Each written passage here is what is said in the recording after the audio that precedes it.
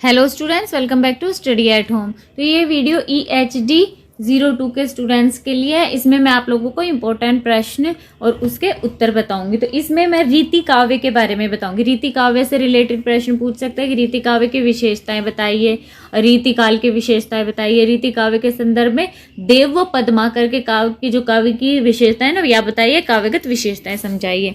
तो देव व पद्माकर रीतिकालीन रीतिबद्ध काव्य धारा के प्रमुख कवि माने जाते हैं।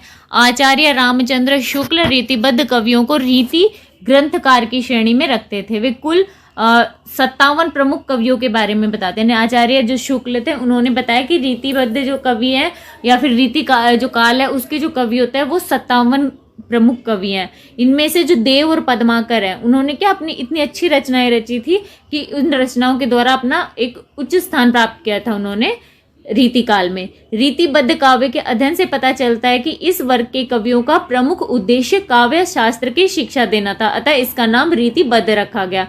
यानी कि वे कवि जो रीति या फिर काव्य शास्त्र से जुड़े थे वे रीतिबद्ध कवि कहलाते थे। इसके लिए डॉक्टर नागेंद्र ने कहा है कि रीतिबद्ध के स्थान पर रीतिकार या आचार्य कवि जो शब्द है ना उसको चुना था।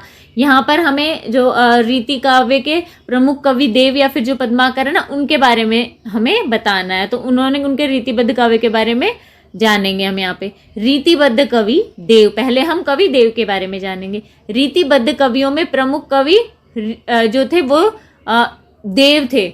उन्होंने सभी काव्यांशों को विस्तार से विवेचित किया है, परंतु कहीं कहीं उनके काव्य में लक्षणों एवं उदाहरणों में समानता का अभाव है।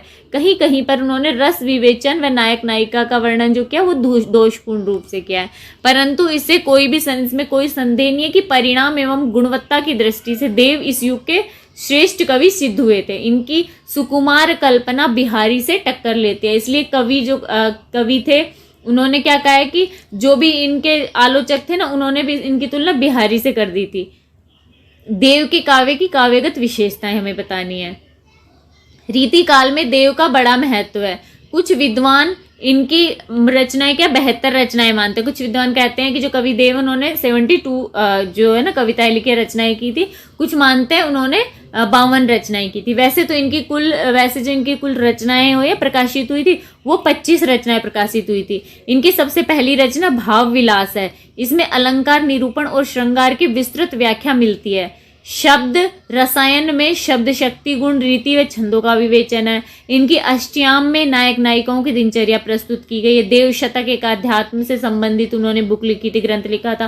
प्रेम चंद्रिका में विषय वासना के प्रति तिरस्कार की भावना मिलती है, हमें पढ़ने को मिलती है। इसी प्रकार रस विलास, सुख सागर तरंग, जाति विलास, राधिका विलास, देव चरित्र, भवानी विलास, कुशल विलास, प्रेम तरंग, सुजान विनोद आदि इन्होंने प्रमुख ग्रंथ लिखे थे। कवि देव ने श्रृंगार, भक्ति, दरबारी संस्कृति, काव्य, नाटक, रस, अलंकार, नायक नायिका भेद आदि अनेक विषयों को अपने लेखन का आधार बनाया था। जो कवि देव थे उनके काव्य की जो प्रमुख विशेषताएं होती हैं वो कौन कौन सी हैं वो देखते हैं हम अब। उनके काव्य में श्रृंगार रस की प्रधानता थी। देव की रचनाओं का प्रमुख वर्ण विषय श्रृंगार विषय है। उन्होंने श्रृंगार के दोनों पक्ष, संयोग श्रृंगार व वियोग श्रृंगार, उनके सभी अवयवों का सुंदर चित्रण किया है। जैसे नोक झोंक, हास विलास, चुहल, होली खेलना, झूला झूलना, अनेक विलास क्रियाएं उन्होंने अपनी रचनाओं में दिखाई है। संयोग श्रृंगार और वियोग श्रृंगार का यहाँ पे उदाहरण दिया गया है। संयोग श्रृंगार के रूप में उनकी रचनाओं में से ये कुछ पंक्तियां हैं कि गौने के चाल चली दुल्हई, गुरु लोगन भूषण भेष बनी, सील सयान सखीन सिखायो, बड़े सुख ससुरे हु के सुनाए, बोलियो बोल सदा हसी कोमल, जमन भावन के मन भाए, सो सुधि ओझे उरोजन पे अनुराग के अंकुर से उठी जाए। तो ये उनके संयोग श्रृंगार का एक उदाहरण है। और एक वियोग श्रृंगार में वो लिखते हैं, लाल बिना विरहाकुल बाल वियोग की ज्वाल भई, झूरी झूरी पौन ओ पानी, सो प्रेम कहानी सो प्रेम जो प्राणीन राखत हरि, देव जु आज मिलाप की औधी सो बीतत देख, बिसेरव बिस हाथ उठायो उड़ाएवे को, उड़े काग गरे गिरी पारिक चूरी चारिक चूरी। तो ये जो एक लाल बिना बिरहाकुल बाल वियोग की, ये आप लोगों का जो आपसे पूछा जाता है ना इन पंक्तियों का प्रसंग सहित व्याख्या कीजिए, उसमें भी कई बार एग्जाम में रिपीट हुआ है। तो जो ये देव, इसमें आप याद रख लीजिएगा कि ये जो कवि देव हैं उनकी रचनाएं वियोग श्रृंगार के ऊपर। नेक्स्ट उनकी रचनाओं में प्रकृति चित्रण है। रीतिकालीन कवियों ने प्रकृति का स्वतंत्र चित्रण प्राय नहीं किया है, परंतु प्रकृति चित्रण विशेषतः उद्दीपन के रूप में उनकी रचनाओं में देखने को मिलता है, जैसे कि जहरी झरी झीनी बूंदनी परत मानो गहरी गहरी घटा छेरी है गगन में, आनी कजो श्याम मोसो चलो भूलवे को आज, फूली न समानी भई ऐसी हो मगन में। देव की कविता में दूसरे क्या क्या चीजें थी कि भक्ति भी देखने को मिली थी। वैसे तो रीतिकालीन कवियों की जो कविताएं हैं उनका प्रतिपाद्य विषय श्रृंगार रसी था, परंतु वृद्धावस्था में जाते जाते वे कभी कभी भक्ति काव्य की भी रचना कर देते थे। देव भी इसी प्रकार के कवि थे। उनकी जो भक्ति होती है उसमें अतुल निष्ठा दिखाई देती है। जैसे उन्होंने लिखा है, चाहे सुमेरु को झारी करे, अरुछार को चाहे सुमेरु बनाए, चाहे तो रंग को राव करे, चाहे राव को द्वार ही द्वार फिराए, रीति यही करुणा कर कवि की, देव कहे बिनती मोहि भाई, चीटी के पाँव में बांध के हाथी, वह चाहे समुद्र को पार लगाए। तो ये इस तरह क्या उन्होंने भक्ति रचनाएं भी रची थी। नेक्स्ट रीति काल में जो दरबारी कवि हैं, दरबारी काव्य में भी एक विशिष्ट परंपरा है। देव ने अपने आश्रयदाताओं के पक्ष में काव्य लिखा। रीति जो चली आ रही थी ना, उनके काव्य की रीति क्या थी, रिवाज क्या था, उन्होंने क्या है उस टाइम रिवाज था कि जो अपने आश्रयदाता है उनकी प्रशंसा करनी थी, तो उन्होंने भी लिखा था। जैसे कि उन्होंने, जाके न काम न क्रोध विरोध, न लोभ छुए नहीं शोभ को छाहो, मोह न जाही रहे जग बाहिर, मोल जवाहिर तो अति चाहो, बानी पुनीत ज्यों देव धुनी, रस आरद सारद के गुणगाहो, सील रससी सविता छविता कविताई रचे कहिता है सराहो। उनके कविता में भाव पक्ष क्या था, जहाँ रीतिकालीन जो कवि हैं उन्होंने 12 मासे व षट ऋतु वर्णन में विशेष उत्साह दिखाया, तो वहीं जो कवि देव हैं उन्होंने भी अष्टयाम लिखकर 8 पहर व 64 घड़ियों के विलासपूर्ण चित्र खींचे थे। नेक्स्ट उनकी भाषा कैसी थी, देव ने विषय के अनुसार ही भाषा का या शब्दों का चयन किया था। तुकांत व अनुप्रास जो उसके मोह में पड़कर कई स्थानों पर शब्दों व वाक्यों को तोड़ मरोड़ कर पेश भी किया है। आचार्य रामचंद्र शुक्ल ने क्या देव की भाषा के बारे में लिखा है कि कभी कभी वे बड़े और पेचीदे मजमून का हौसला बांधते थे, पर अनुप्रास के आडंबर की जो रुचि है वो बीच में ही उनका अनुभंग करके सारे पथ उसमें कीचड़ में फंसा छकड़ा बना देती, यानी कि उनकी भाषा की थोड़ी सी उन्होंने बुराई की है, उसमें कमी निकाली थी। देव की भाषा शब्द भंडार अत्यंत व्यापक एवं जो होता है ना विपुल है, यानी बड़ा है। उन्होंने अपनी भाषा को ब्रज भाषा की प्रकृति के अनुकूल बनाने का प्रयास किया। उन्होंने उसमें क्या अरबी तुर्की फारसी शब्दों का भी प्रयोग किया है। साथ ही उनकी भाषा में लोकोक्ति व मुहावरों का भी प्रयोग किया गया है। साथ क्या है उनके अलंकार का भी प्रयोग किया है। वैसे तो देव अलंकारवादी कवि ना होकर रसवादी थे, परंतु फिर भी उन्होंने अलंकारों का अपने काव्य में खुलकर प्रयोग किया था।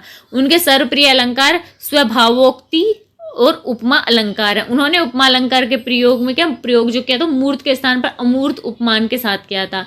जैसे कि नायिका की कटी के संबंध में कहते हैं, जानी न परत अति सूक्ष्म ज्यों देवगति। इसके साथ ही उन्होंने काव्य में विभावना अलंकार का भी प्रयोग किया था। अनुप्रास के क्षेत्र में तो देव की जो कला है उसका वैभव विशेष दर्शनीय, यानी कि अनुप्रास जो है अनुप्रास उनकी कविता में बहुत अच्छे और सुंदर देखने को मिलते हैं। वृत्तानुप्रास उन्हें अत्यंत प्रिय है। इस प्रकार यह स्पष्ट है कि देव का काव्य अनेक विशेषताओं से युक्त है, जो कि उन्हें प्रमुख रीतिबद्ध कवियों की श्रेणी में एक उच्च स्थान प्रदान करने में सहायता प्रदान करता है। तो ये कवि देव के बारे में हो गया। नेक्स्ट रीतिबद्ध कवि पद्माकर। पद्माकर के वर्ण विषय व इसकी अभिव्यक्ति के स्वरूप पर प्रकाश डालिए। पद्माकर पर टिप्पणी लिखा। पद्माकर की जो काव्यगत विशेषताएं होती है ना, काव्यशिल्प, उसके बारे में बताइए। तो ये तीनों प्रश्न कैसे भी आए उसका एक उत्तर रहेगा। पद्माकर ने संस्कृत काव्य शास्त्र की विधिवत शिक्षा ली थी। कवि देव की तरह पद्माकर भी अनेक राजाओं व रईसों व नवाब के आश्रय में रहे थे। पद्माकर ने क्या कुल 7 रचित ग्रंथ हैं। उन्होंने उनके जो ग्रंथ रचे गए थे 7 ग्रंथ थे, जो कि हमें देखने को मिलते हैं, जो कि हैं हिम्मत बहादुर बिरदावली, पद्माभरण जगत विनोद प्रबोध, पचासा प्रताप सिंह बिरदावली और कलिप 25 और गंगा लहरी आदि। हिम्मत बहादुर के नाम पर रचित हिम्मत बहादुर बिरदावली एक वीर रस प्रधान ग्रंथ है उनका। पद्माभरण में दोहों में रचित अलंकार है, और जयपुर के जो महाराज थे ना, राजा थे, वो जगत सिंह, उनके नाम पर प्रसिद्ध रीति ग्रंथ जगत विनोद उन्होंने रचा था। नव रसों का सफल प्रयोग करने के कारण आचार्य कवियों में काफी प्रसिद्ध हुए थे। वे रीतिकाल के अंतिम चरण के आचार्य कवि कहलाए हैं पद्माकर। पद्माकर का काव्य शिल्प या उनके काव्य की विशेषताएं देखेंगे। अब हम उनके काव्य का वर्ण विषय कैसा था। पद्माकर मूलतः एक सौंदर्य कवि थे। वे सौंदर्यमयी सृष्टि के रूप उपासक है। उनका मन नारी में ही अधिक रमा है, इसलिए नारी शरीर के सौंदर्य अंकन में उन्हें विशेष सफलता प्राप्त की है। इनके काव्य में भक्ति व वीर रस भी मिलता है। पद्माकर एक प्रसिद्ध रीतिबद्ध कवि हैं। उन्होंने अपने जो संयोग श्रृंगार है उससे अपने काव्य का विषय बनाया था। उनका जो काव्य रचते थे उसका प्रमुख विषय संयोग श्रृंगार था। उसका एक उदाहरण है, सुंदर सुरंग नैन शोभित अनग रंग, अंग अंग फैलत तरंग परिमल के। पद्माकर ने प्रशस्ति व भक्ति काव्य भी कुछ लिखे थे।